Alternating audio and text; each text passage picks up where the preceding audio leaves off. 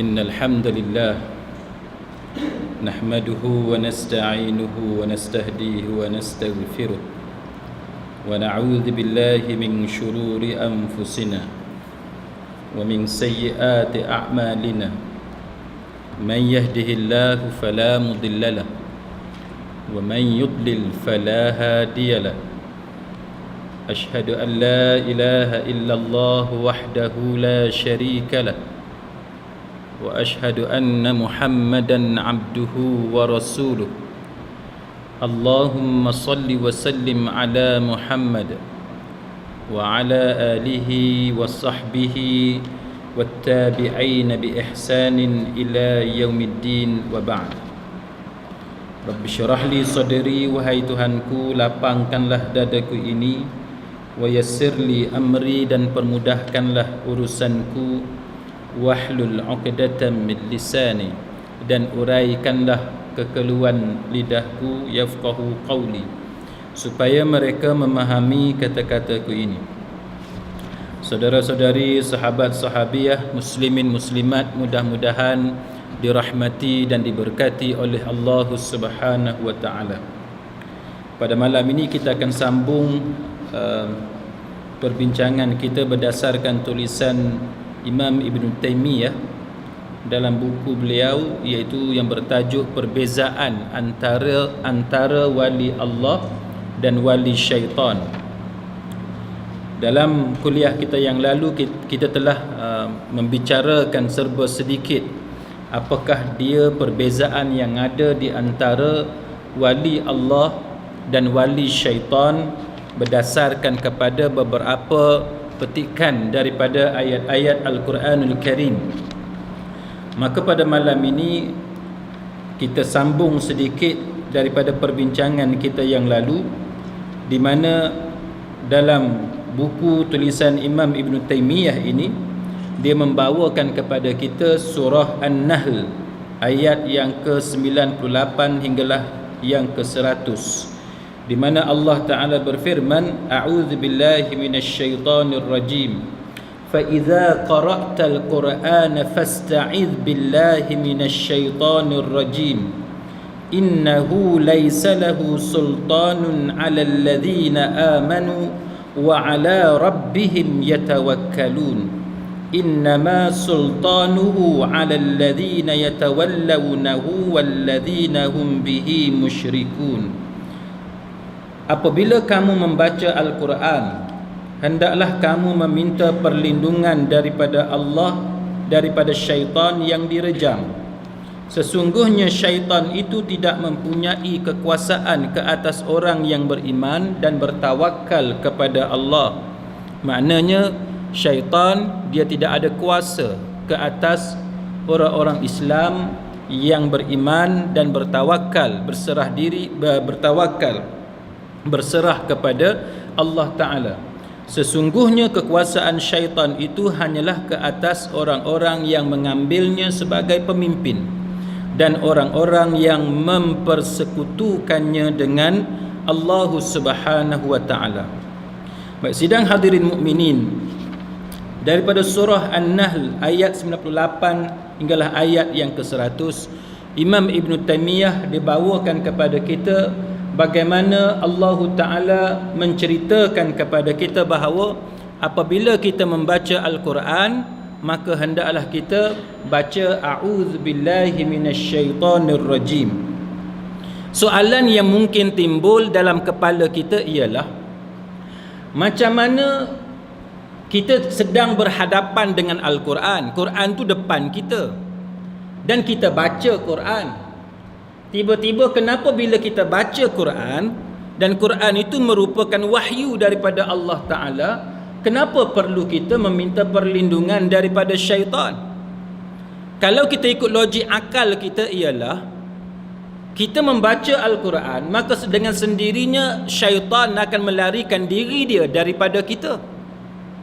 Sepatutnya bila kita membaca Al-Quran, Quran berada di hadapan kita ataupun kita menghafal Al-Quran, sepatutnya syaitan melarikan diri dia, menjauhkan diri dia daripada kita.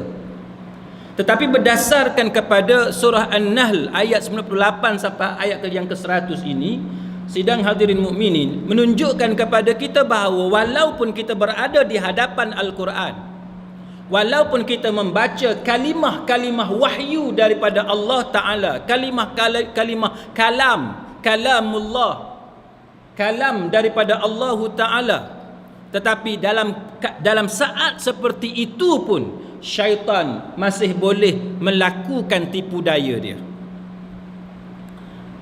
Sebagaimana yang pernah kita sebut sebelum ini, bahawa kalau dalam solat pun, masa kita menunaikan solat, kita bersembahyang, sepatutnya syaitan bertempiaran melarikan diri. Tetapi masa kita solat pun syaitan berada dengan kita dan melakukan tipu daya dia, bisikan dia, supaya kita tidak khusyuk dan sebagainya. Maka sebab itu sidang hadirin mukminin, kita tidak hairan sebagaimana yang telah kita bincang sebelum ini, bagaimana As-Sisi yang menghafal Al-Quran pun, Al-Quran tidak dapat memberikan manfaat kepada dia, kerana dia tidak mengamalkan Al-Quran yang dia hafal. Sebab itu bila kita membaca Al-Quran, maka Allah Ta'ala dia perintahkan kepada kita supaya membaca a'udzubillahi minasyaitonirrajim, supaya kita meminta perlindungan daripada syaitan. Maka soalannya ialah kenapa? Jawapannya ialah supaya apabila kita membaca Al-Quran, kita tidak mencampur adukkan ayat-ayat Al-Quranul Karim. Bila kita membaca Al-Quran, tidak berlaku kekeliruan kepada kita. Bila kita membaca Al-Quran, kita minta perlindungan daripada Allah agar syaitan dia tidak boleh memperdayakan kita sehingga menyebabkan kita tidak dapat memahami makna Al-Quran. Itu yang disebut oleh Imam Ibn Kathir dalam tafsir Al-Azim dia. Maka daripada itulah tuan-tuan sekalian, bila kita baca Quran, perkara yang pertama hendaklah membaca Al-Quran mengikut peraturan dia. Itu nombor satu. Yang keduanya ialah bila kita membaca Al-Quran, janganlah bacaan Al-Quran itu menghalang kita daripada memahami makna Al-Quran. Sebab kalau kita hanya membaca Al-Quran, bacaan kita cantik dari segi tajwid dan sebagainya, dari suara dan lagu, tetapi kita tidak memahami makna, maka bagaimana mungkin untuk kita beramal daripada ayat-ayat yang kita baca. Baik. Kemudian selepas Allah Ta'ala kata fasta'iz billah, minta perlindunganlah dengan Allah, minasyaitonir rajim, daripada syaitan yang direjam.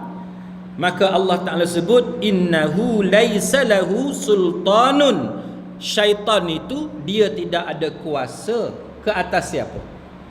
Dia tidak ada kuasa ke atas alalladzina amanu, ke atas orang yang beriman. Kalau kita beriman, benar-benar beriman kepada Allah Ta'ala dalam arti kata yang sebenarnya, maka syaitan dia tidak ada kuasa ke atas kita. Wa ala rabbihim yatawakkalun, dan orang yang berserah kepada Allah Ta'ala, yang kita kata bertawakal kepada Allah Subhanahu wa Ta'ala. Saya bagi satu contoh tuan-tuan sekalian.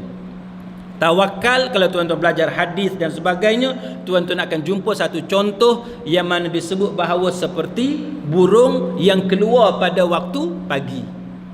Dia keluar pada waktu pagi, dia tahu tak dia ada rezeki hari itu? Dia tak tahu. Dia keluar dalam keadaan perut dia kosong. Kalau ikut istilah kita manusia, dia keluar dalam keadaan perut dia kosong, dia terbang, dia cari. Dan dia balik dalam keadaan dia kenyang, atau dia balik dalam keadaan dia bawa makanan untuk anak-anak dia yang sedang menunggu di sarang dia.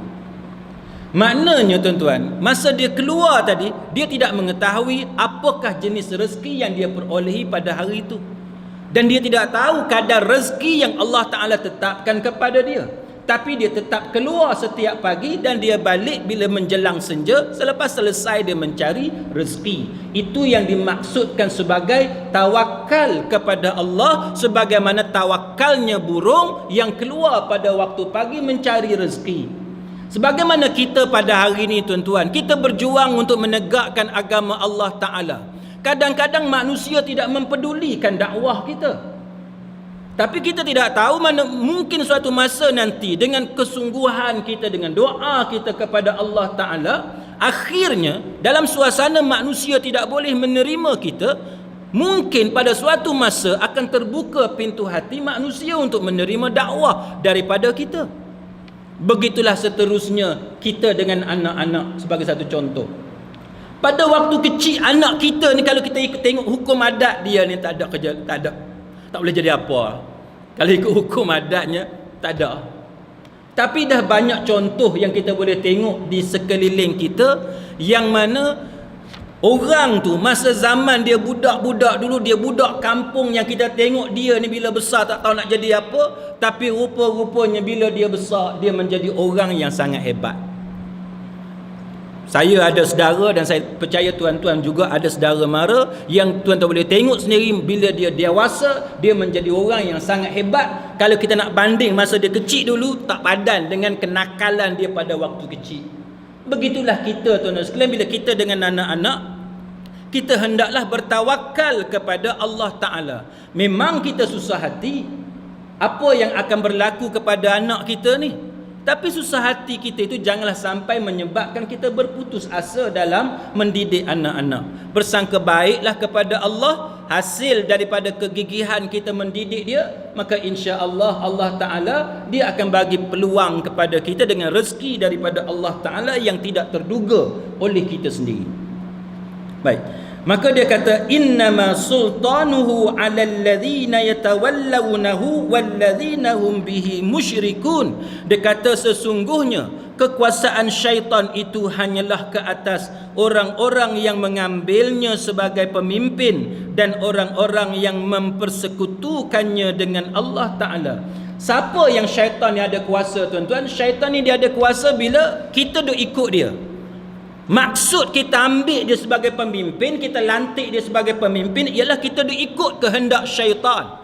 Apa dia kehendak syaitan? Kehendak syaitan ialah kita melakukan maksiat, kita derhaka kepada Allah. Perkara yang diharamkan oleh Allah Ta'ala, itulah yang kita buat. Kita tidak mengaji, kita tidak menambahkan ilmu, kita tidak mendekatkan diri kita bertakarrub kepada Allah Ta'ala.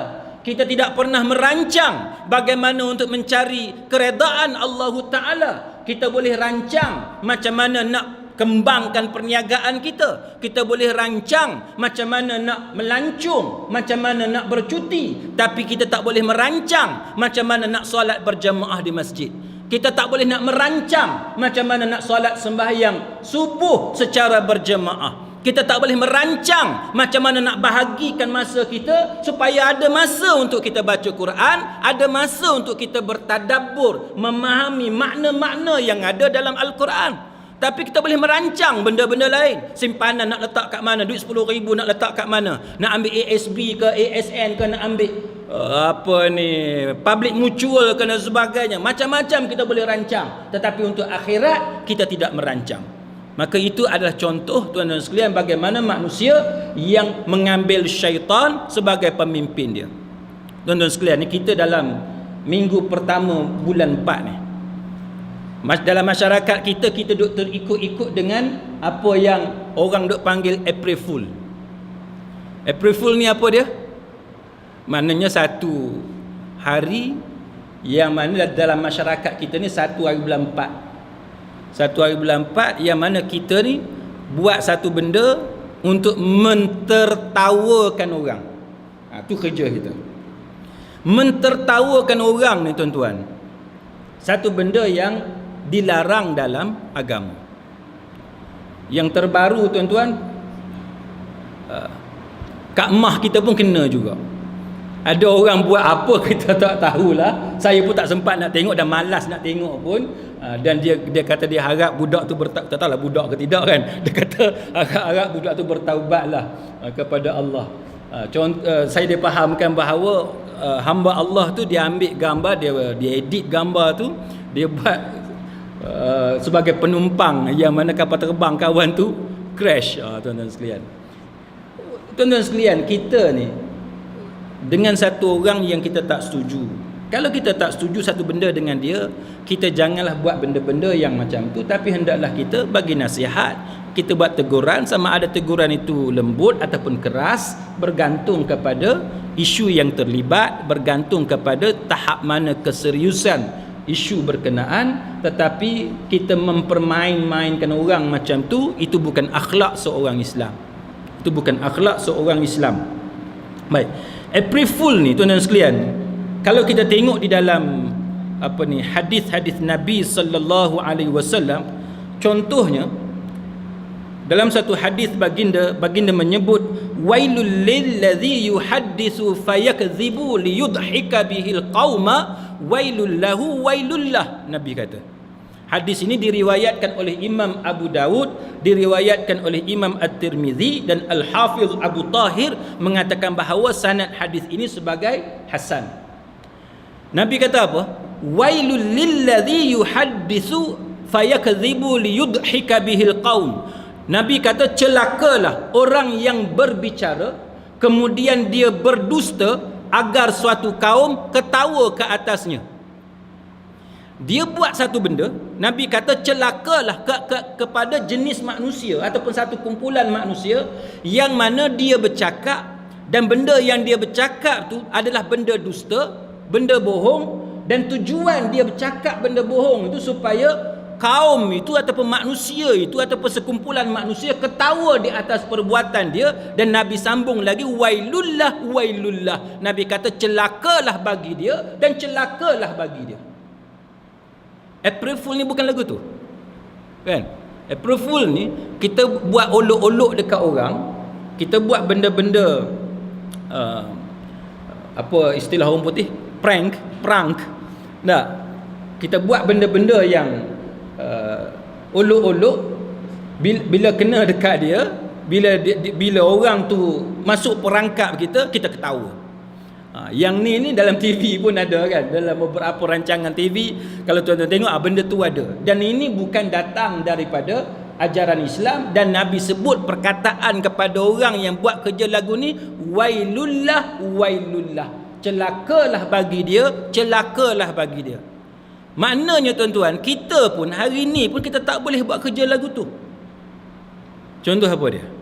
Contohnya, tuan-tuan sekalian, katalah kawan kita satu hari dia baru beli kasut. Kasut apa paling mahal? Nike. Paling mahal ke? Katalah kasut apalah, tak kira lah kasut apa, kasut mahal dia beli hari tu. Kita tahu yang kawan kita ni baru beli kasut. Pergilah semayang dekat masjid.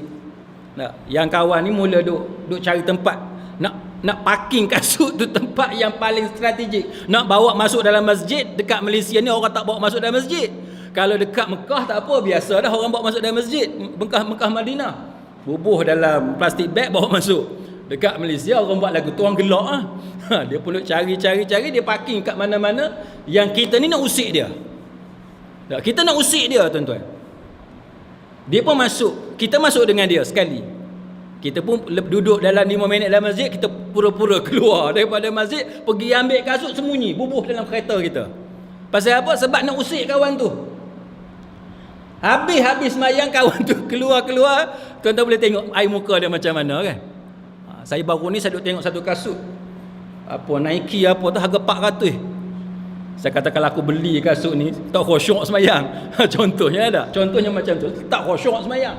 Memang tak khusyuk, tuan-tuan. Selipar kita yang harga RM5 pun tak, harga RM20 pun tak khusyuk dah, apalagi harga 400. Jadi tuan-tuan sekalian, kawan kita bila dia keluar ni, muka dia berubah sebab kasut mahal, tiba-tiba hilang. Kita pun dah gelak dekat, kita ketawa dekat dia, tuan-tuan sekalian. Maka itu termasuk dalam peristiwa yang bukan kita sahaja buat, tuan-tuan, tapi sahabat duk buat dan Nabi tegur perbuatan itu. Nanti kita akan jumpa hadis tu. Sahabat ni dia tidur tu, tuan-tuan sekalian ni, hak lain pergi ambil tali. Dalam satu kisah lain, dia ambil anak panah, dia ambil panah kawan tu, dia pergi sembunyi tempat lain. Kira nak bergurau macam itu pun, tuan-tuan sekalian, ditegur oleh Nabi sallallahu alaihi wasallam. Maka sebab itu, tuan-tuan sekalian, kita kena berhati-hati dalam perkara yang macam ni. Contohnya, tuan-tuan sekalian, kita tengok dalam satu hadis yang lain, yang mana Nabi kita Muhammad sallallahu alaihi wasallam bersabda dalam hadis yang diriwayatkan oleh Imam Abu Dawud, At-Tirmizi dan sebagainya. dan disebut bahawa hadis ini sebagai hadis yang sahih, la ya'khuzanna ahadukum mata'a akhihi la'iban wala jadda. Dia kata tidak boleh seseorang daripada kamu mengambil barang saudaranya sama ada untuk bermain-main, la'iban, ataupun secara serius. Tak boleh ambil barang, Nabi larang, tak boleh ambil barang saudara dia sama ada ambil betul-betul curi, tak boleh, ataupun ambil nak bergurau dengan dia, yang kita cerita tadi, tak boleh tuan-tuan sekalian. Itu dilarang oleh Nabi kita Muhammad sallallahu alaihi wasallam. Tak boleh. Pasal apa tak boleh? Tuan-tuan akan tengok bagaimana fatwa Syekh Yusuf Al-Qaradawi umpamanya. Tuan-tuan boleh tengok dalam fatwa Syekh Atiyah Saqar umpamanya. Syekh Atiyah Saqar adalah bekas pengurusi lajnah fatwa Universiti Al-Azhar.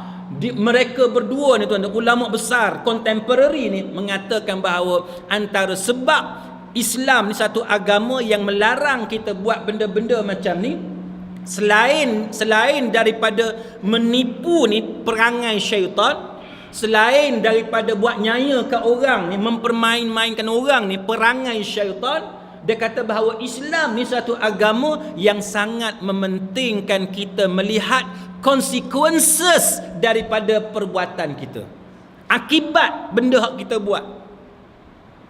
Apa dia akibat dia? Kalau saya tak sebut pun, tuan-tuan boleh tengok dalam YouTube berapa banyak video yang orang tunjuk bila bergurau ni akhirnya dia jadi benda lain. Macam-macam lah orang duk tunjuk macam mana bergurau tiba-tiba betul-betul jadi. Kadang-kadang kita bergurau tiba-tiba ada orang tak boleh terima benda tu, akhirnya menyebabkan perceraian suami isteri. Kadang-kadang kita bergurau, kita ingat kawan kita boleh terima bergurau macam tu, tapi kawan tu tak boleh terima, akhirnya menyebabkan adawah, menyebabkan perbalahan, permusuhan dan sebagainya, sakit hati, tersinggung. Maka sebab itu Islam ni satu agama yang sangat mementingkan kepada kita melihat natijah daripada perbuatan yang kita buat tu. Baik, umpamanya tuan-tuan sekalian, kalau kita tengok dalam hadis Imam Abu Daud dan sebagainya, dia mengatakan bahawa waman akhadha 'asa akhihi falyaruddaha. Dia kata siapa yang ambil tongkat saudaranya, maka hendaklah dia mengembalikannya. Maknanya buat orang lain takut pun tuan-tuan sekalian tak boleh, walaupun tujuan itu adalah untuk bergurau senda. Contoh apa dia? Kita bergurau tuan-tuan dengan kawan kita, kita buat hantu. Siapa yang ikut kuliah saya pernah cerita kan, kita buat hantu, kita usik yang macam kawan saya duk buat tu. Sekolah asrama, dah tepi pantai, angin kuat, gantung bantal golek yang diselimutkan dengan kain cadar putih, ikat betul-betul bagi nampak bulat macam kepala kan, gantung tinggi antara pagar gelanggang tenis belah kanan tu dengan pokok belah kiri, jalan raya lekuk tengah. Angin kuat, pantai belah Penang angin tak kuat, pantai belah Terengganu tuan-tuan boleh tahu angin cukup kuat. Hantu tu memang real, dia melayang, betul-betul melayang. Para ulama dia bincang benda-benda macam ni tuan-tuan, sebab hadis ni dia cerita bahawa tak boleh buat. Maka para ulama dia bincang kenapa tak boleh buat. Maka kesimpulan dia tuan-tuan sekalian ialah antaranya, tuan-tuan boleh tahu dah orang tu ada jantung ke tak ada jantung? Jantung ada lah, penyakit jantung ada ke penyakit jantung? Ada penyakit jantung ke tak ada penyakit jantung? Kita tak tahu. Mungkin orang tu ada darah tinggi kecil sikit-sikit, tak apa. Kalau darah tinggi yang kronik macam mana? Kan? Ada orang dia tak boleh terkejut. Ada orang dia tak boleh happy sangat, seronok sangat pun tak boleh. Kita pun pelik, ada juga orang tak boleh happy sangat kan? Tapi manusia ni macam-macam. Maka perbuatan kita yang bergurau macam tu menakutkan orang. Walaupun kita bukan berniat jahat, kita berniat baik. Niat baik macam mana? Nak bergurau, nak seronok. Tapi kita tak tahu bahawa adakah permainan yang kita buat tadi kemudiannya berakhir dengan elok atau berakhir dengan tidak elok. Maka benda-benda yang macam ni tidak dibenarkan dalam agama. Sebab dia boleh menyebabkan permusuhan, dia boleh menyebabkan kematian, dia boleh menyebabkan kecederaan, dia boleh menyebabkan sakit hati, tersinggung dan sebagainya. Maka sebab itu Islam ni satu agama, dia sangat-sangat mementingkan benda-benda macam ni. Termasuk tuan-tuan sekalian, disebut dalam satu hadis Abu Daud, Imam Ahmad dan sebagainya, dan para ulama hadis mengatakan hadis ini sebagai hasan. Dia kata la yahillu li muslimin an yurawwi'a muslima. Dia kata tidak halal bagi seorang muslim menakut-nakutkan muslim yang lain. Tak boleh. Jadi tuan-tuan, kalau tuan-tuan biasa duk menakut-nakutkan anak kita, itu jangan duk buat kerja lagu tu. Jangan duk buat. Jadi sikap kita orang Melayu yang sekarang pun masih ada, yang menakut-nakutkan anak, dia tutup lampu, dia kata hantu dia kata. Perbuatan macam tu ada satu perbuatan yang termasuk dalam hadis ni. Sama ada kita menakut-nakutkan itu, kita serius sebab nak suruh anak kita cepat-cepat turun semayang dan sebagainya, ataupun kita bermain-main dengan anak-anak kita, pun tak dibenarkan dalam agama. Baik. Macam itulah juga tuan-tuan sekalian, bahawa kita melakukan perbuatan-perbuatan lain sehingga menyebabkan tuan-tuan Imam Abu Daud ni tuan-tuan tahu kan, seorang ulama hadis yang menyusun kitab hadis, dan di dalam kitab sunan dia tuan-tuan sekalian, dia bawa hadis-hadis dan dia kumpulkan dalam satu tempat untuk menceritakan bab siapa yang ambil barang orang lain dalam dengan niat untuk bermain-main, niat untuk bergurau senda, sampai tahap tu tuan-tuan sekalian. Maka bagi sesiapa yang pernah buat benda-benda macam ni, maka hendaklah dia meminta maaf kepada saudaranya dan memperbanyakkan taubat kepada Allah Subhanahu wa taala, sebab dia dikira sebagai satu perbuatan yang menyalahi perintah agama. Baik. Sebab itu saudara-saudari muslimin muslimat sekalian, April Fool ni satu benda yang dilarang dalam agama. Selain daripada tu, muslimin muslimat sekalian, dalam agama ni yang dibolehkan kita menipu hanyalah dalam beberapa perkara. Termasuk perkara yang membabitkan perbalahan antara suami isteri. Kita nak damaikan mereka. Termasuk dalam peperangan, kita boleh tipu musuh. Takkan dalam peperang kita nak cakap jujur pula kan. Tambah-tambah dengan Amerika. Amerika tuan-tuan nak cakap jujur dengan dia, mampu tak menang sampai sudah. Tapi tuan-tuan, dekat Malaysia ni, ni kita selit sikit. Dekat Malaysia ni tuan-tuan sekalian, sebab tu saya selalu cerita kepada tuan-tuan bahawa fiqh ni tuan-tuan kena kuasai, fiqh tuan-tuan kena kuasai, tuan-tuan kena faham betul-betul. Saya pernah cerita dekat tuan-tuan bahawa dalam fiqh dia ada hukum asal dengan hukum yang boleh berubah. Hukum asal apa dia yang biasa saya sebut kepada tuan-tuan. Contohnya minum air kopi. Kan? Minum air kopi, hukum asal dia adalah harus. Tapi bagi setengah orang yang memang tak boleh minum air kopi sehingga menyebabkan kemudaratan kepada kesihatan dia, maka hukum untuk dia tu berbeza. Dia berbeza. Dan hukum dia sama ada makruh ataupun haram, dia bergantung kepada tahap kemudaratan yang akan berlaku kepada dia. Sama juga tuan-tuan sekalian, ada orang kata, ustaz, teori konspirasi ni kita tak boleh duk dengar sangat, tak boleh bincang. Ya, hukum asalnya macam itulah.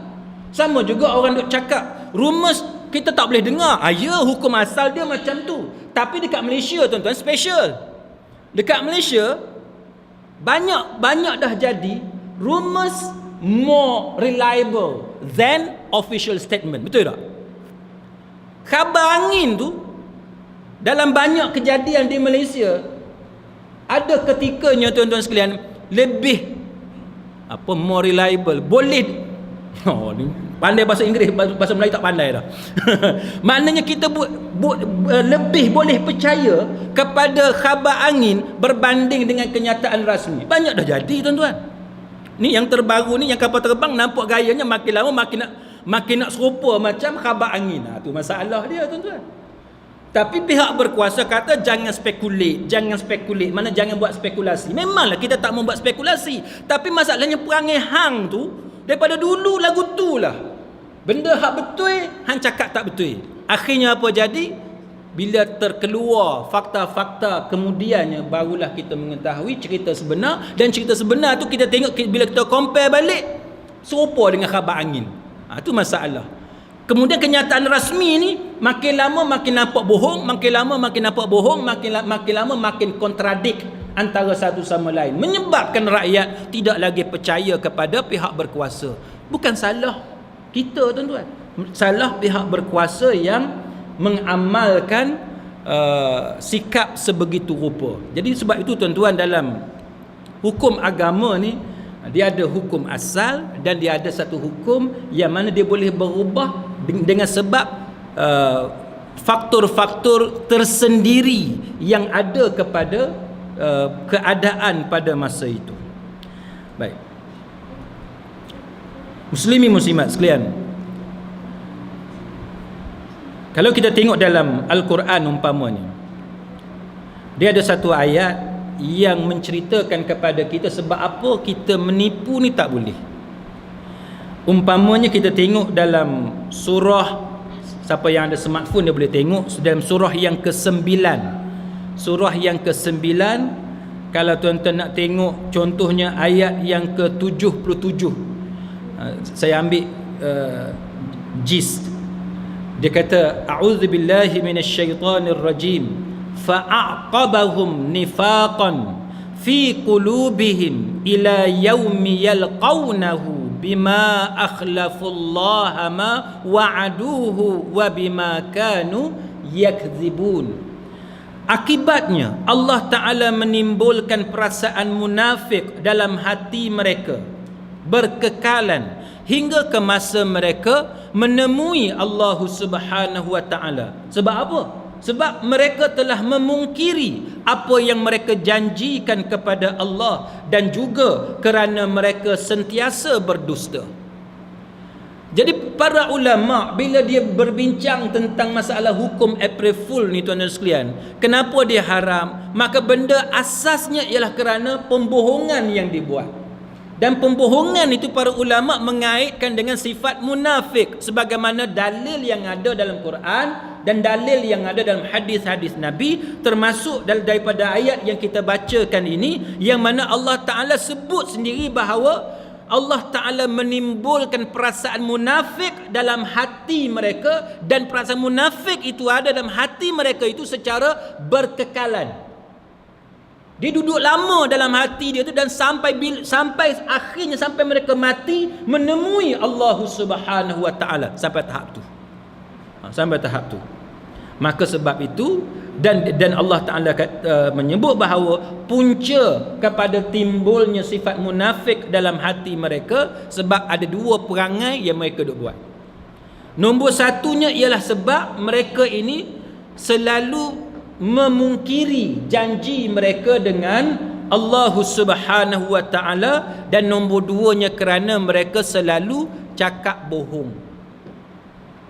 Ada seorang cikgu tuan-tuan, dia hampir-hampir dikenakan tindakan. Sebab apa? Dalam pepatah Melayu, apa, siakap senohong gelama ikan duri, betul? Bercakap bohong lama-lama jadi pencuri. Satu cikgu ni, dia ni selalu berceramah lah, dijemput oleh sekolah-sekolah untuk berceramah. Tak tahulah dia niat nak bergurau ke, ataupun dia memang nak kenen siapa-siapa ke. Dia pergi ubah sikit, dia kata bercakap bohong lama-lama jadi menteri. Bercakap bohong lama-lama jadi menteri. Baik tuan-tuan sekalian, benda yang dia ucap ni bukan kata salah.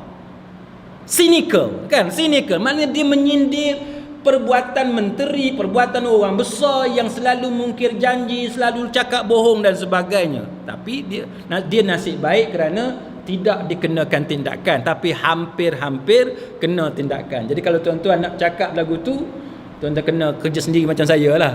Kerja sendiri macam saya, tak ada siapa nak kenakan tindakan. Kalau dia kena tindakan pun AJK panggil saya. Siapa yang berani panggil saya, dia yang kena. Kan? Tapi saya tak kena tindakan. Sebab apa? Sebab saya kerja sendiri. Kan? Saya kerja sendiri. Saya tidak ada bos, yang bosnya saya sendiri, maka saya tidak ada sebarang masalah, tidak ada pertukaran dan sebagainya. Tapi bagi sesiapa yang bekerja makan gaji dengan kerajaan dan sebagainya, maka dia terikat kepada beberapa perkara yang menyebabkan dia tak boleh nak bercakap tanpa mengambil kira beberapa faktor yang sensitif. Baik. Kita balik kepada kitab kita ni, muslimin muslimat sekalian. Jadi dalam masalah April Fool itu jawapan dia haram.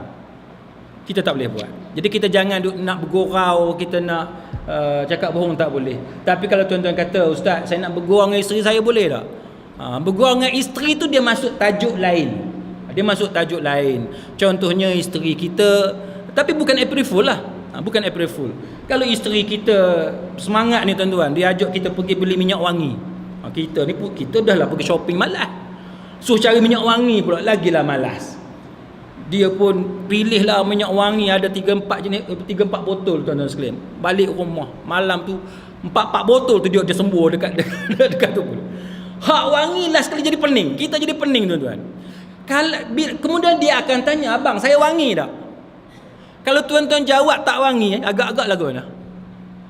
Menangislah kawan tu. Duit dah habis dah 200-300 beli minyak wangi kan. Jadi adakah salah bila kita kata, oi wanginya, padahalnya pening kepala? Adakah salah kita bercakap bohong? Tak salah. Itu termasuk dalam perkara yang dibenarkan oleh Nabi kita Muhammad sallallahu alaihi wasallam. Sama sebagaimana kalau tuan-tuan tengok ada suami isteri yang bergaduh dan tuan-tuan ada kepakaran, ada strategi, ada plan macam mana nak damaikan mereka berdua, dan tuan-tuan menggunakan cara cakap bohong. Cakap bohong kat suami dia, cakap bohong kat isteri dia, akhirnya dua-dua tu jadi baik. Maka itu tidak termasuk dalam dosa, malah perbuatan itu termasuk dalam perkara yang mendatangkan pahala kerana kita menyelamatkan rumah tangga kawan kita. Itu antara perkara yang kita perlu faham tuan-tuan sekalian. Baik. Muslimin muslimat sekalian, berbalik kepada kitab kita ini, maka dia kata dalam ayat yang seterusnya, Imam Ibn Taymiyah dia bawa surah An-Nisa ayat yang ke-76. A'udzubillahi minasyaitonir rajim. Alladzina amanu yuqatiluna fi sabilillah walladzina kafaru yuqatiluna fi sabilit taghut faqatilu awliya asy-syaitan inna kaidasy-syaitani kana dha'ifa.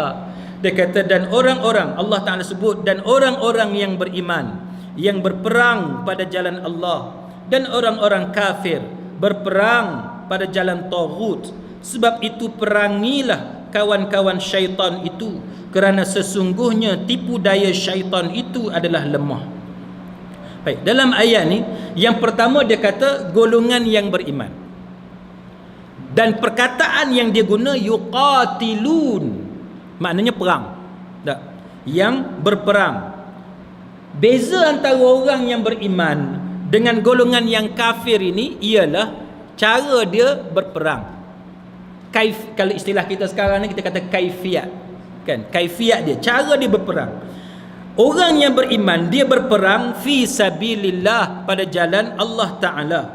Manakala bagi golongan kafir yuqatiluna fi sabilit taghut, dia berperang pada jalan taghut. Taghut ni dia ada beberapa makna. Antara makna taghut ialah melampau. Tagha. Itu antara makna taghut ataupun tagha. Taghut ni juga dia boleh didatangkan dengan makna syaitan. Kan? Dia berperang di atas jalan syaitan. Maka muslimin muslimat sekalian, yang pertamanya, ada orang kata bahawa Islam ni satu agama yang ditegakkan dengan pedang. Kita sebagai orang Islam ni berusaha menafikan bahawa Islam tidak ditegakkan di atas mata pedang, tapi ditegakkan dengan hikmah. Menyebabkan hari ini tuan-tuan sekalian, orang Islam kalau boleh tak mau dikaitkan dengan terorisme, dengan keganasan. Dan kita kata kita bukan pengganas. Sehingga akhirnya kita punya takut, fobia dengan perkataan terorisme, dengan perkataan teroris, terorisme dan sebagainya tuan-tuan sekalian. Akhirnya segala bentuk kekerasan kita tak mau terlibat. Apa jadi tuan-tuan? Sekarang ni yang menguasai senjata yang melakukan kekerasan atas dunia hari ini adalah Amerika, dan menyebabkan orang-orang Islam berada dalam ketakutan sebab mereka dalam keadaan lemah. Sebab tu tuan-tuan, bila orang tanya saya kata sebenarnya tuan-tuan, walaupun saya tak setuju Islam ni Memanglah Islam tidak ditegakkan di atas tidak ditegakkan dengan pedang. Betul, Islam tidak ditegakkan dengan pedang. Islam tidak ditegakkan dengan kekerasan. Tapi tuan-tuan, apa makna dia? Kita kena faham betul-betul. Adakah semua jenis kekerasan Islam tak terlibat? Tak. Dalam beberapa keadaan Islam menggunakan kekerasan. Sama ada kamu bayar jizyah, kan, ataupun kamu memeluk Islam, atau kamu menerima serangan daripada kami. Apa maknanya? Kalau orang kata langsung tidak ada kekerasan, saya tak setuju.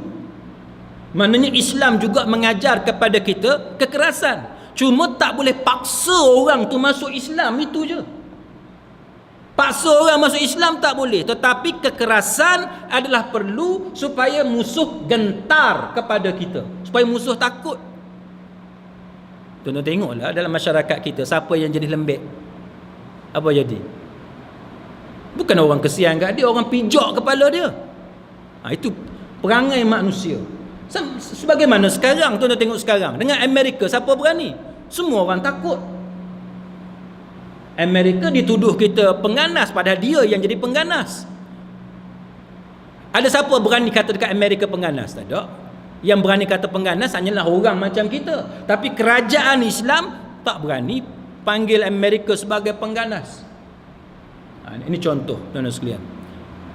Tak payah Amerika, tuan-tuan, nak kata sikit dekat Boeing pun tak berani. Kata pun kata perli kok jauh je. Punya takut tu, tuan-tuan. Pasal apa? Sebab kita lemah. Sebab kita lemah. Kita tak puas hati dengan Rolls Royce pun lagu tu juga. Kata pun kata kok jauh. Pusing kok jauh. Sebab apa? Sebab kita lemah. Kan? Sebab kita bergantung kepada dia dan sebagainya. Banyaklah masalah yang berlaku dalam masyarakat kita hari ini yang menyebabkan kita hari ini, tuan-tuan sekalian, bila orang tuduh kekerasan dan sebagainya, pengganas, keganasan dan lain-lain, menyebabkan kita orang Islam menjauhkan diri daripada senjata, menjauhkan diri daripada kekerasan. Akhirnya kekerasan itu digunakan oleh musuh Islam untuk menakut-nakutkan orang Islam, dan akhirnya orang Islam dalam keadaan lemah dan mengikut telunjuk kuasa-kuasa besar dunia pada hari ini. Baik. Faqatilu awliya asy-syaitan. Dia kata bahawa sebab itu perangilah kawan-kawan syaitan itu, awliya asy-syaitan. Allah Ta'ala dia perintahkan kepada kita supaya memerangi wali-wali syaitan, awliya asy-syaitan. Perintah Allah Ta'ala supaya kita memerangi wali-wali syaitan. Sekarang ni siapa dia wali syaitan? Maka dalam ayat yang kita baca ni, yang menjadi wali syaitan ialah golongan kafir yang berperang pada jalan Taghut. Soalannya, adakah kita pada hari ini memerangi golongan kafir yang berperang pada jalan Taghut? Tidak. Sebab apa tidak? Sebab kita lemah.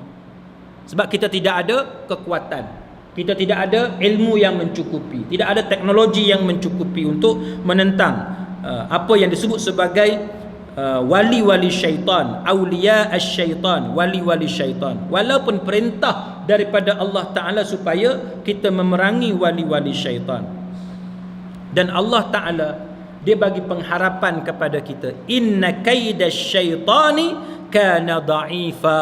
Sesungguhnya tipu daya syaitan itu adalah lemah. Jangan kita takut dengan tipu daya syaitan. Allah Ta'ala kata tipu daya syaitan itu adalah lemah. Maka Allah Ta'ala dia bagi harapan kepada kita supaya kita bersemangat, ada kekuatan untuk lawan syaitan. Sebagaimana yang kita pernah cerita sebelum ini tentang Abdullah yang dikenali sebagai nama Himar. Kan, Abdullah yang dikenali dengan nama Himar. Bila para sahabat pukul dia sebab dia minum minuman keras, dia minum arak, maka ada sahabat yang mencaci cerca dia. Maka Nabi larang dia, dan Nabi larang para sahabat daripada mencaci cerca Abdullah ini. Dan Nabi kata bahawa hati dia sangat menyintai Allah dan Rasul. Maka sebahagian muhaddisun kata cara Nabi sebut itu adalah untuk menyatakan bahawa kita ni, Abdullah itu termasuk kita semualah, bahawa kalau kita buat jahat sekalipun tuan-tuan, bukan kata pintu tu tertutup kemas sehingga kita tidak ada ruang untuk menyintai Allah dan Rasul. Kadang-kadang kita menyintai Allah dan Rasul tapi kita tersilap, kita terbabas. Sebagaimana dalam masalah Nabi Adam AS, Allah Ta'ala cerita, wa asa Adam rabbah fanasiya wa lam najid lahu azma. Allah Ta'ala sebut bahawa Adam itu telah berlaku derhaka kepada Allah Ta'ala dengan mendekati pokok khuldi. Maka bila dia mendekati pokok khuldi, Allah Ta'ala menyebut bahawa Adam AS ini dia menggunakan istilah fanasiya, dia lupa. Walam najid lahu azma, dan dia tidak ada keazaman yang kuat untuk menentang Allah Ta'ala. Ada orang tanya, nanti akan ada orang tanya, apa beza maksiat yang dalam keadaan lupa dengan maksiat yang tak lupa? Apa beza maksiat yang kita buat dalam keadaan ada keazaman yang kuat dengan yang tidak ada keazaman yang kuat? Beza dia senang je tuan-tuan. Contoh, tuan-tuan buat satu benda dosa. Sebelum kita bagi contoh bab dosa, kita bagi contoh bab trafik lah, senang. Nah, kesalahan trafik. Tuan-tuan dalam keadaan tidak ada keazaman yang kuat untuk melanggar undang-undang trafik dengan orang yang ada keazaman yang kuat untuk langgar undang-undang trafik. Ada beza tak? Ada beza. Orang yang tidak ada keazaman yang kuat, masa lampu merah tu, dia nak langgar lampu merah tu, macam mana orang yang tidak ada keazaman yang kuat? Dia serba salah, betul tak? Dia tidak ada confident, dia serba salah. Nak pi tapi, nak langgar lampu merah kan tak langgar lampu merah. Kemudian dia ambil keputusan untuk langgar lampu merah, kan? Bila dia langgar lampu merah tuan-tuan, jam tu dia dudap kan? Pasal apa? Sebab dia tidak ada keazaman yang kuat untuk langgar lampu merah. Berbeza dengan orang yang ada keazaman yang kuat. Dia tengok daripada jauh lagi. Dia kata hijau ke merah aku tak kira, aku nak langgar juga. Dia tekan dengan penuh confident, dengan penuh keyakinan diri, dia tekan, dia tak kira, dia langgar juga. Apa nak jadi, jadilah. Kalau polis tahan dia boleh siap argue lagi dengan polis. Tu orang yang ada keazaman yang kuat. Dia kata, cik nampak macam mana? Cermin kereta saya mungkin matahari terpancar, cik tak nampak kereta. Dia boleh berdebat lagi dengan polis trafik. Tapi kalau orang yang tidak ada keazaman yang kuat, oh cik minta maaf lah cik, ada pun cikgu, Datuk minta maaf lah Datuk, saya tak sengaja. Ni kali pertama saya buat, padahal banyak kali dah. Kan? Itu perangai orang yang tidak ada keazaman yang kuat. Itu contoh yang mudah. Lain. Macam hardcore criminal, kan? Penjenayah tegar ataupun penjenayah profesional berbanding dengan penjenayah amatur. Macam kita ni amatur lah, kita jenis tak pernah menipu orang, tu baru nak belajar menipu. Orang boleh perasan tak? Orang boleh tahu. Macam mana orang boleh tahu? Orang tengok anak mata, orang tahu dah. Bila bercakap dia pandang orang lain, kan? Dia nampak serba salah. Sebab kita tidak ada keazaman yang kuat untuk menipu. Tapi bagi orang yang profesional, dia boleh bercakap dengan mata dia, dengan riak muka dia, dengan body language dia. Dia boleh yakinkan kita bahawa benda dia cakap tu betul, padahal tipu. Itu contoh. Sama dengan maksiat. Maksiat ni tuan-tuan, apa contoh maksiat yang paling mudah? Maksiat yang paling mudah yang kita boleh bagi contoh, tinggal semayang. Tak, tinggal semayang. Bagi orang yang tidak ada keazaman yang kuat tuan-tuan untuk lawan Allah, untuk buat maksiat, dia saja malas semayang macam tu je. Bila isteri dia tegur ataupun suami dia bagi nasihat kat dia, dia kata memanglah, dia kata kan, berdosa besar, tak apalah. Dia kata lain kali dia tak buat lah. Itu nada suara orang yang tidak ada keazaman yang kuat. Tapi kalau orang yang ada keazaman yang kuat tuan-tuan untuk lawan Allah Ta'ala, untuk tinggal semayang, kita bagi nasihat kat dia, macam-macam dia kata kat kita. Semayang buat apa? Tu dekat Mahkamah Syariah Bukit Pentajam tuan-tuan. Mahkamah Syariah Bukit Pentajam, isteri ni dia filekan perceraian ke atas suami dia. Sebab apa? Sebab suami dia tak mau semayang. Dan antara kata-kata suami dia ialah suami dia kata, buat apa semayang? Melayu ni. Buat apa semayang? Dia kata Cina yang tak semayang, kaya raya tak ada apa pun. Itu orang yang ada keazaman yang kuat untuk buat maksiat. Maka dia beza. Sebab itu tuan-tuan sekalian, kita orang Islam hari ni memanglah kita buat dosa. Saya buat dosa, tuan-tuan buat dosa. Tetapi bezanya ialah kita tidak ada keazaman yang kuat untuk menentang Allah. Maka itu beza antara wali syaitan dengan wali Allah. Wali Allah ni orang yang beriman, orang yang tetap di atas landasan yang benar. Kalau dia buat silap sekalipun, dia hanya buat silap kerana dia cuai, kerana dia leka, bukan kerana dia mempunyai semangat yang kuat untuk menentang Allah. Tetapi wali syaitan, dia seorang adalah manusia yang buat maksiat, bergelumang dengan maksiat, dan bila kita bagi nasihat dekat dia, dia akan lawan kita balik dan dia akan bercakap dengan percakapan kufur sebagaimana iblis menentang Allah Ta'ala. Itu contoh, tuan-tuan sekalian. Baik. Kemudian daripada ayat ini, akhir sekali tuan-tuan sekalian, dalam surah Al-Kahfi ayat yang ke-50, Imam Ibn Taymiyah dia bawa kita kembali kepada peristiwa iblis. Dia kata wa idh qulna lil malaikati isjudu li adama fasajadu illa iblis kana minal jinni ni fafasaqa an amri rabbih afatattakhizunahu wa dhurriyyatahu awliya'a min duni wa hum lakum aduwwum bi'sa lizzalimina badala. Allah Ta'ala kata, dan ingatlah ketika kami berfirman kepada para malaikat, sujudlah kamu kepada Adam, maka sujudlah mereka kecuali iblis, dan dia adalah dari golongan jin. Ni pernah kita bincang dalam satu kuliah masalah iblis ni, adakah dia jin atau dia malaikat? Adakah dia jin atau dia malaikat? Golongan yang kata iblis itu adalah malaikat kerana dia berpegang kepada ayat, iaitu kalau tuan-tuan tengok, siapa yang berkesempatan nanti dia boleh cek balik, dalam ayat ni pun ada, dia kata wa idh qulna lil malaikati isjudu, kan? Ingatlah ketika mana kami berfirman bagi perintah kepada malaikat.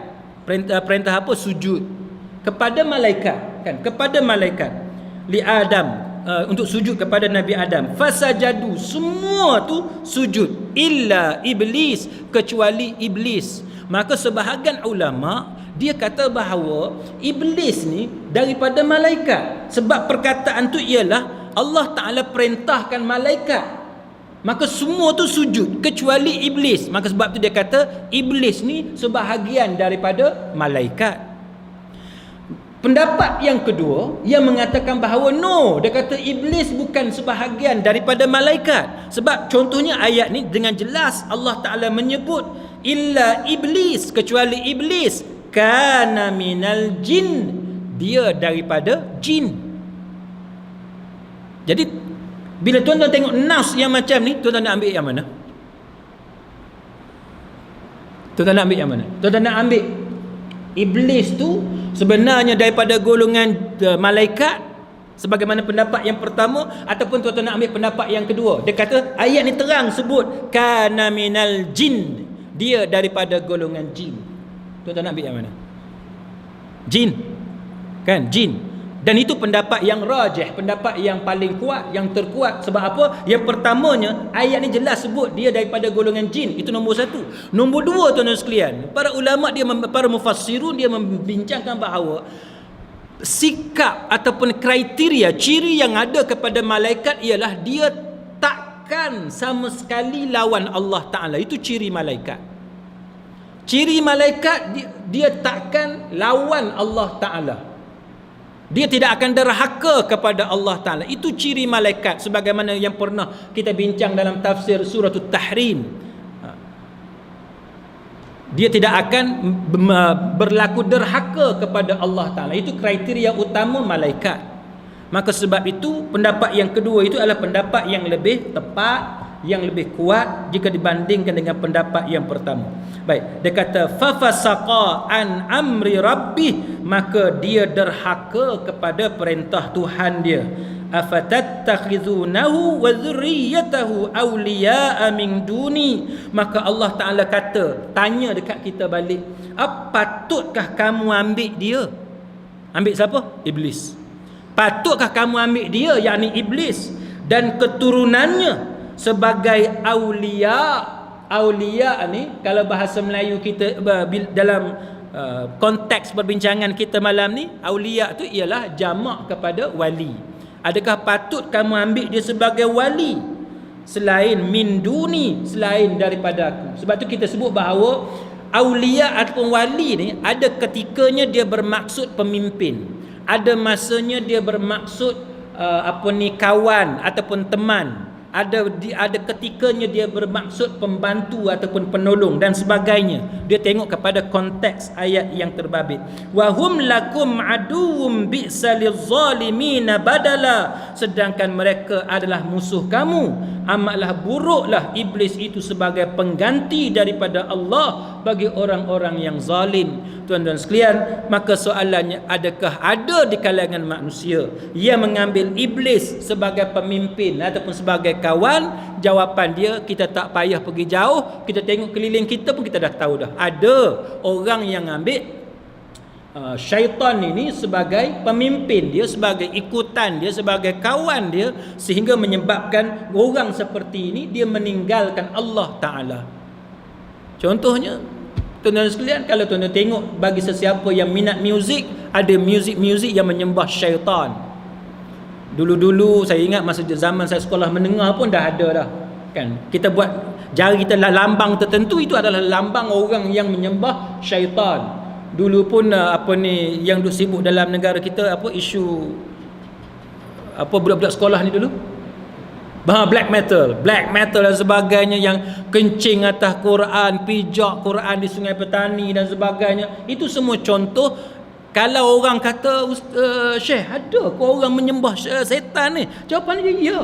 Tak payah pergi jauh. Yang duk berlaku dalam negara kita, dalam kawasan kampung kita, negeri kita, sudah cukup untuk menunjukkan kepada kita bahawa memang ada manusia yang menjadikan iblis dan syaitan ini sebagai pemimpin dia, sebagai kawan dia, sebagai tempat dia bergantung. Kita tak payah cerita, kita tak payah pergi jauh, kita tak payah pergi bercakap tentang artis barat, kan, seperti Lady Gaga yang bad romance. Saudara tengok dalam YouTube macam-macam, dengan tanduk, dengan tatu dan sebagainya, gambar yang dilukis pada badan, yang menjadi bukti jelas menunjukkan bahawa artis barat ini memang sebahagian daripada mereka adalah menyembah syaitan. Kita pula pergi menyanyi, duk ikut menyanyi lagu tu, tuan-tuan. I want everything, Lady Gaga kata, because it's free. Sebab dia percuma. Tuan-tuan ikutlah nyanyi lagu tu. Itu contoh nyanyian yang menyembah syaitan. Anak-anak kita menyanyi. Yang kita ni pula tak reti bahasa Inggeris. Baguslah anak aku pandai cakap orang putih. Kita punya bagus, kita tak tahu apa-apa. Ini masalah dia, tuan-tuan. Sebab tu kita, tuan-tuan, kena belajar berdasarkan kepada ilmu contemporary. Yang kata ilmu contemporary ni benar-benar macam ni lah. Sebab tu di setengah-setengah kuliah saya, tuan-tuan, saya namakan kuliah saya tu sebagai fiqh contemporary, fiqh semasa. Ada orang kata, ustaz buat apa duk mengajar fiqh semasa, baik belajar hadis. Ni masalah orang tak faham ni. Fiqh semasa pun, bila kita bercakap bab fiqh semasa pun, kita berpandukan kepada Quran dan hadis. Pengajian hadis, cara pengajian dia lagu lain, tapi dia guna hadis. Fiqh semasa pun, tuan-tuan, cara pengajian dia tak sama dengan pengajian hadis, tetapi dia juga berpandukan kepada Quran dan hadis. Bukan kata kita pergi ambil benda lain, tak, kita ambil Quran dan hadis. Tetapi fiqh semasa ni sebab kita ada isu setempat, kita ada masalah semasa, yang mana perlu kita petik isu itu untuk kita highlight kepada masyarakat, Dan untuk bagi masyarakat faham, panduannya tetap daripada Al-Quran dan hadis Nabi sallallahu alaihi wasallam.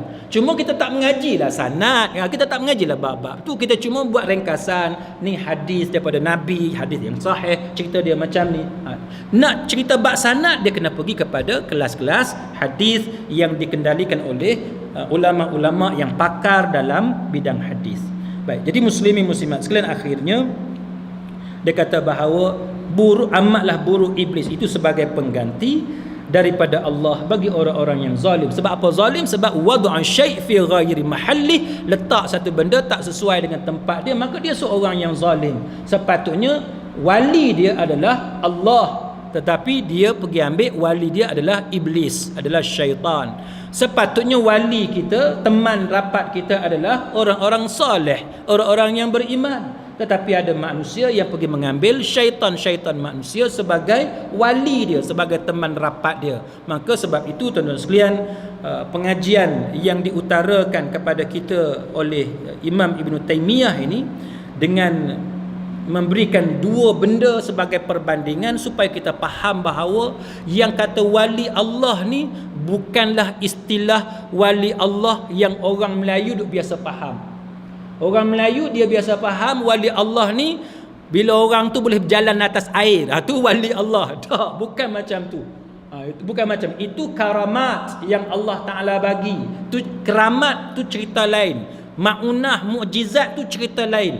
Tapi yang kita cerita wali Allah ni ialah manusia beriman, manusia yang saleh, yang menolong, menegakkan, menyebarkan agama Allah Subhanahu wa taala berdasarkan kepada ciri-ciri yang Allah dan Rasul sebutkan. Sebab itu Imam Ibn Taymiyah dibawakan kepada kita dua perkataan ini supaya kita faham. Wali syaitan ialah yang antara yang kita sebut tadi ialah golongan yang mengikut syaitan, golongan yang bila dia berperang, dia berperang di atas jalan taghut, atas jalan melampau dan sebagainya. Maka kita berhenti setakat itu, mudah-mudahan ada manfaat di sisi Allah Subhanahu wa taala.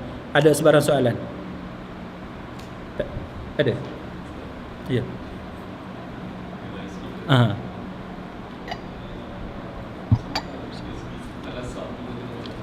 Sukan lasak.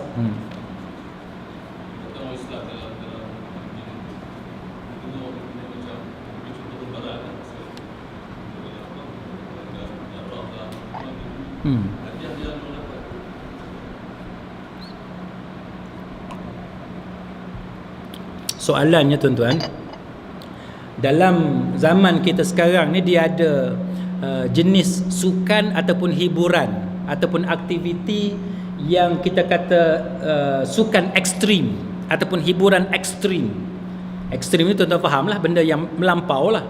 Melampau tu dengan erti kata contohnya terjun tempat tinggi dengan ada tali dan sebagainya, ataupun menggunakan darah, makan benda-benda yang pelik-pelik lah, sebagaimana yang tuan-tuan pun tahu apa yang dimaksudkan. Maka apakah hukum dia? Termasuk macam terima hadiah, kan, terima hadiah dan sebagainya. Baik, muslimin muslimat sekalian, sukan ekstrim ni kalau tuan-tuan tengok, dia sebenarnya dia sudah ada apa yang dipanggil sebagai penilaian risiko. Penilaian risiko, kan? Bila kita nak buat sesuatu aktiviti sukan ataupun bentuk hiburan, segmen hiburan macam ni, penganjur tu dia sudah buat analisa, dia dah nilai dah risiko yang akan berlaku. Contohnya risiko kematian, risiko kemalangan, risiko kecederaan dan sebagainya. Dia ada calculation dia. Baik. Maka adakah hasil yang kita dapat daripada aktiviti macam ni, termasuk hadiah, adakah dia halal ataupun haram? Baik, tuan-tuan sekalian, dalam agama kita ada satu kaedah yang kita panggil la darara wa la dirar, kan? Ini daripada hadis Nabi, iaitu kita tak boleh buat benda yang mudarat dan saling memudaratkan. Kita tak boleh buat benda yang macam tu. Itu satu. Yang kedua, kalau dalam Quran Allah Taala sebut dengan jelas, wala tulqu biaidikum ila tahlukah, jangan kamu campakkan diri kamu dalam kebinasaan dengan usaha kamu sendiri, dengan tangan kamu sendiri. Tapi soalannya ialah, adakah sukan ekstrim macam ni dia termasuk dalam kategori la darara wala dirar tadi? Adakah dia termasuk dalam apa yang kita sebut sebagai wala tulqu bi aidikum ila tahlukah? Aktiviti apa pun tuan-tuan, dia ada risiko. Contoh tuan-tuan pergi berenang, ada tak risiko lemas? Ada risiko lemas. Ke tuan-tuan boleh bagi tahu tak 100% tak ada risiko lemas? Tak ada. Tuan-tuan, walaupun tuan-tuan pergi berenang dan tuan-tuan pandai berenang, tapi risiko lemas tetap ada. Cuma sebesar mana? Maka hukum tadi dia bergantung kepada sebesar mana risiko untuk berlaku kemalangan. Kalau risiko dia lebih besar untuk berlaku kemalangan daripada selamat, maka yang tu dia boleh daripada makruh sampai kepada haram. Dia bergantung kepada level mana kemudaratan yang boleh berlaku. Sama sebagaimana orang bertanya tentang aktiviti sukan payung terjun. Payung terjun tuan-tuan tahu kan? Payung terjun ni kalau tuan-tuan tanya saya dan tanya orang yang macam tuan-tuan ni, semua kata bahaya, betul tak? Semua kata bahaya. Tapi kalau tuan-tuan tanya orang yang mengendalikan kelab terjun bebas ni, istilah ada terjun parachute dan sebagainya, dia mengatakan bahawa itu antara sukan yang mana yang dia kata lebih selamat daripada kita berada di jalan raya. Betul ya? Betul ataupun tidak saya tak tahu. Wallahu a'lam. Saya tidak tahu. Dan kalau tuan-tuan tengok dalam negara kita pun kejadian kemalangan orang yang terjun dan payung terjun dia tak terbuka hanya beberapa kali. Maka dia bergantung kepada teknologi pada masa itu. Sejauh mana dia boleh overcome masalah risiko tadi. Tetapi bagi saya benda ni benda lebih kepada fiqh. Tuan-tuan tanya para ulama akan bagi pelbagai pandangan yang berbeza. Tapi kalau insurans daripada awal tak cover. Kalau tuan-tuan nak pakai hukum insurans, maknanya apa? Mana insurans ni tak berani nak cover. Dia termasuk dalam perkara yang kebarangkalian untuk mati tu besar. Jadi kalau tuan-tuan tanya saya tak berani nak jawab lah sama ada dia harus ataupun makruh ataupun haram. Wallahu alam, dia bergantung kepada ilmu kita. Kalau tuan-tuan tengok dan tuan-tuan rasa ini sangat bahaya kepada kita, dia boleh bermula daripada makruh sampai kepada haram. Dia takkan jadi harus. Dia takkan jadi harus. Tetapi kalau tuan-tuan tengok bahawa tuan-tuan confident dengan amalan yang ada, amalan kita lipatkan balik payung terjun dan sebagainya, dan tuan-tuan tengok bahawa tuan-tuan yakin ini adalah satu sukan yang selamat, maka dia takkan jadi haram. Dia boleh jadi harus. Dia bergantung kepada keadaan, dan selepas itu dia akan bergantung pula kepada kenapa tuan-tuan terlibat dengan sukan yang macam tu ataupun dengan hiburan yang macam tu. Wallahu a'lam. Tetapi yang jelas, kalau seperti makan benda yang haram, yang tu jelas haram. Kan? Minum darah umpamanya, ni hiburan ekstrim. Minum darah jelas haram. Tapi bagi saya kalau dalam sukan payung terjun, dia boleh termasuk dalam perkara yang syubhah. Sebab tahap risiko itu dia berbeza-beza. Tahap risiko itu. Tetapi kalau dalam masalah payung terjun yang ada dua, mungkin wallahu a'lam, mungkin dia boleh jadi harus. Tapi saya tak berani untuk bagi pendapat sama apa hukum tentang keadaan yang macam tu. Tetapi kalau terjun daripada bangunan tinggi dengan hanya satu payung terjun, yang tu dia boleh pergi kepada haram. Sebab peluang untuk tuan-tuan menyelamatkan diri langsung tidak ada. Sekali dia tersilap, dia tak ada peluang untuk menyelamatkan diri. Dan benda tu bukan benda perlu, hanya untuk seronok. Jadi tuan-tuan kena nilai dari segi keutamaan. Yang kedua, soalan yang kedua, dewasa ini ramai orang awam mengambil pandangan ustaz muda, sedangkan pendapat mereka tiada dalil. Mereka mengguna alasan ulama pewaris Nabi bagi membenarkan hujah mereka. Adakah mereka ini wali syaitan? Makna ustaz tanpa dalil. Adakah mereka ni wali syaitan? Tuan-tuan, ustaz ke tu imam ke siapa ke, bila dia bercakap, nombor satunya mesti berdasarkan kepada Quran dan hadis. Baik, bab dalil ni tuan-tuan, setiap manusia ni dia berbeza. Ada manusia yang Allah Ta'ala anugerahkan kepada dia daya ingatan yang sangat kuat. Sehingga bila dia bercakap, dia boleh sebut satu-satu dalil. Satu-satu dah dia boleh sebut. Maka orang ni adalah orang yang paling tepat untuk kita belajar dengan dia. Sebab dia punya presentation dia tu, bila dia buat penyampaian tu, dia boleh sebut satu-satu dalil. Kan? Dia tak perlu rujuk kepada laptop. Saya kena bawa laptop. Kan? Dia tak perlu bawa buku. Dah. Dia boleh cakap dengan sebegitu fasih. Itu satu contoh. Ada juga manusia yang mana tahap ingatan dia tidak kuat. Bila orang tanya dia dalil, dia tak boleh bagi dalil. Cuma dia boleh pastikan benda yang dia bercakap itu tidak bercanggah dengan Quran dan hadis. Baik. Tuan-tuan sekalian, orang yang macam ni, orang yang dia tak boleh sebut dalil, tapi benda yang dia cakap itu daripada Quran dan hadis, maka itu dia bukan wali syaitan. Dia bukan berada pada jalan syaitan, dia bukan berkawan dengan syaitan. Sebab apa? Sebab dia hanya tak boleh nak petik hadis, dia tak boleh petik ayat Quran, tapi dia tahu bahawa benda yang dia ajar ni datang daripada Al-Quran. Contoh katalah Allah Ta'ala bersemayam di atas arash. Kan? Allah Ta'ala bersemayam di atas arash. Tapi dia nak sebut ayat Quran tu dia tak ingat. Matan ayat Quran tu, teks Quran tu dia tak ingat. Surah mana pun dia tak ingat. Ayat mana pun dia tak ingat. Tapi dia boleh sebut, dia tahu Allah Ta'ala ni bersemayam atas arash. Ataupun dia kata ambil air semayang ni ada 4 anggota wuduk. Kan? Basuh muka, basuh tangan sampai siku, kemudian sapu kepala, akhir sekali dengan basuh kaki sampai buku lali. Tapi kalau orang tanya ayat mana, dia kata dia kena balik cari. Adakah itu salah? Itu tidak salah. Kan? Sebab dia bercakap sesuai dengan Quran, sesuai dengan hadis Nabi. Yang tak boleh ialah dia reka. Yang tu tak boleh. Dia kata ada dalam Quran.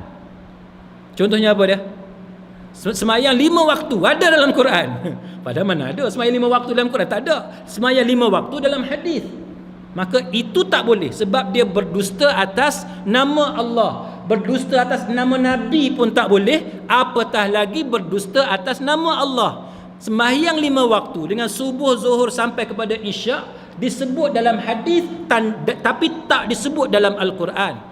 Kalau dia kata itu dalam Quran, maka dia berbohong atas nama Allah Ta'ala. Maka itu dia akan jadi wali syaitan, sebab dia atas jalan taghut. Sama juga bila dia nak cerita sesuatu dalil.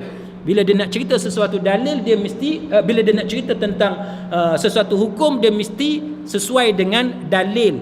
Tetapi kegagalan dia menyebut dalil tidaklah menyebabkan dia menjadi wali syaitan, kecuali dia mencipta dalil ataupun dia mengeluarkan satu hukum yang bertentangan dengan dalil, maka barulah dia menjadi wali syaitan. Wallahu a'lam. Ya. Fear factor. Sama juga tuan-tuan, dia makan benda yang kotor. Baik. Kotor ni, apa maksud kotor? Kan? Apa maksud kotor? Kalau kotor itu ialah kotor yang dimaksud kotor itu dihukum kotor oleh agama, mana sebagai najis dalam agama, mana agama kata haram, maka itulah benda yang haram. Tapi kalau kotor itu dengan maksud kita je yang rasa jijik, kita je yang rasa jijik, tapi dia tidak haram, maka boleh kita makan. Sebab kita je yang rasa kotor, tapi dia tidak kotor di sisi agama. Tuan-tuan akan tanya, ustaz, ada ke? Kan? Ada ke? Ada. Contohnya benda apa? Yang benda yang tuan-tuan rasa jijik, tuan-tuan rasa kotor, tapi sebenarnya boleh kita makan. Boleh? Bagi satu contoh.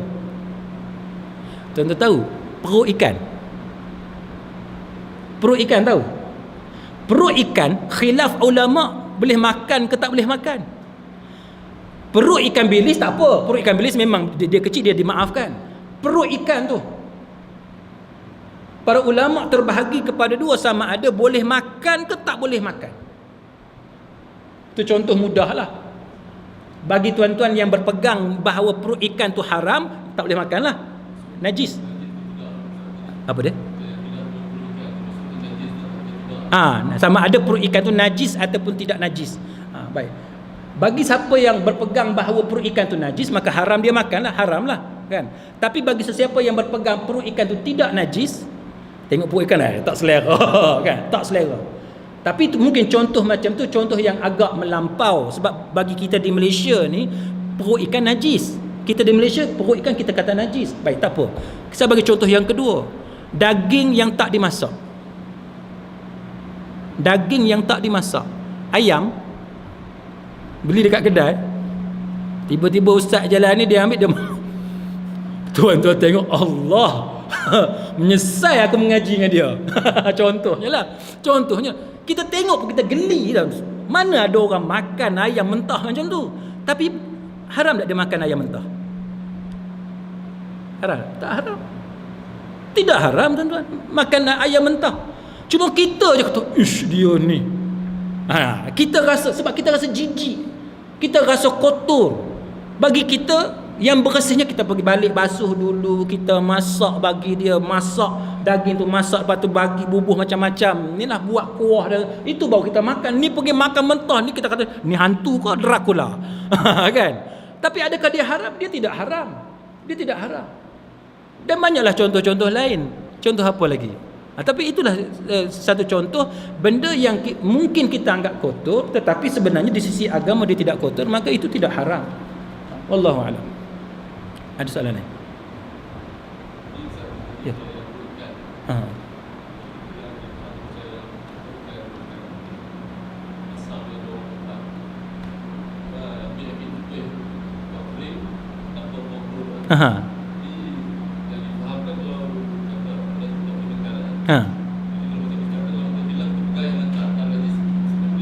Boleh.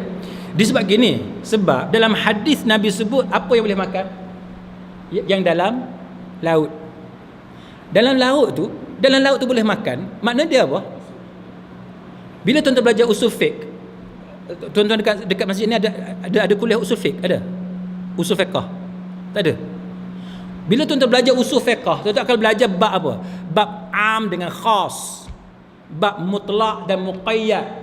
Itu antara benda yang tuan-tuan akan belajar. Siapa nak jadi mufti, siapa nak jadi ulama untuk mengistimbatkan hukum, dia akan belajar usul fiqh.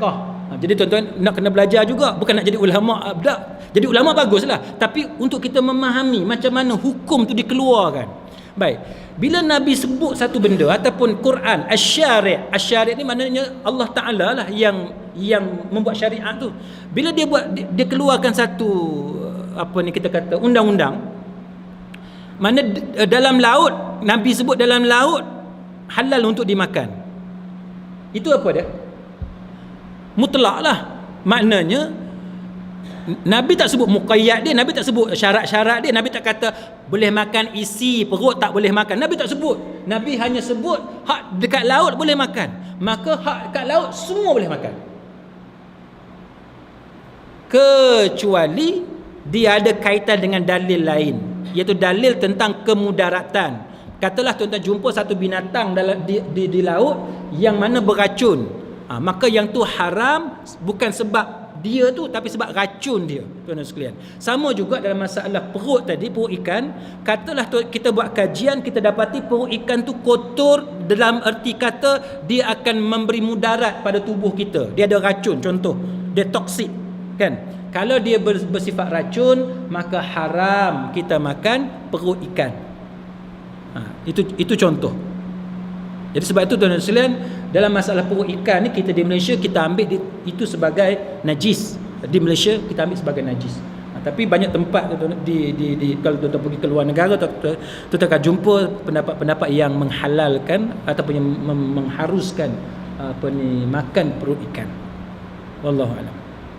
Ada soalan lain? Tak ada.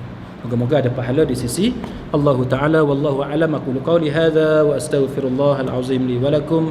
Wassalamu alaikum warahmatullahi wabarakatuh.